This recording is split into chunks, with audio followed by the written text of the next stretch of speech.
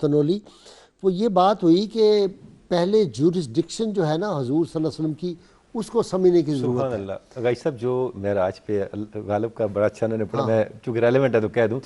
غالب کہتا ہے کہ غلام ہوں اس شاہ کا، میرے رہے کیوں کام بند، واسطے جس شاہ کے غالب گنبد بے در کھلا. واہ واہ واہ واہ واہ واہ واہ واہ واہ، واسطے جس شاہ کے گنبد غالب، بیدار کھلا. میرے آقا کے کہنے پہ تو وہ کھل گیا جس کا دروازہ ہی نہیں تھا. میرے کاموں کا تو دروازہ بھی موجود ہے. غازی صاحب ایک بات کہنی بڑی ضروری ہے. آپ سسن جب معراج پہ تشریف لے گئے، آپ ایک ایسے گروہ سے گزرے جن کے نامہ اعمال سفید کورے کاغذوں کی طرح تھے. آپ نے جبریل امین سے پوچھا یہ کون لوگ ہیں؟ حضرت جبریل نے فرمایا یا رسول اللہ یہ آپ کی امت کے گناہ گار ہیں. آپ نے فرمایا یہ کیسے گناہ گار ہیں؟ ان کا نامہ اعمال تو بالکل صاف ستھرا ہے، کچھ بھی نہیں لکھا ہوا. جبریل امین نے فرمایا یا رسول اللہ یہ آپ کی امت کے گناہ گار ہیں لیکن استغفار کی کثرت کرنے والے ہیں. استغفار کی کثرت نے ان کے نامہ اعمال سے گناہوں کو مٹا دیا.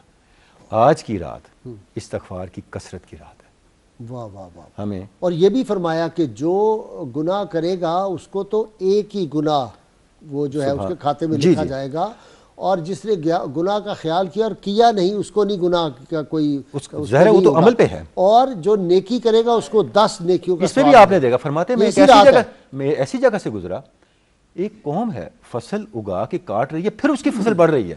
میں نے کہا یہ کون لوگ ہیں؟ فرمایا یہ آپ کی امت کے مجاہدین ہیں، نیک اعمال کرنے والے ہیں. آپ کی امت کے نیک اعمال کے درجے 700 گنا بڑھا دیے جاتے ہیں. بہت شکریہ آپ سارے مہمانوں کا جی.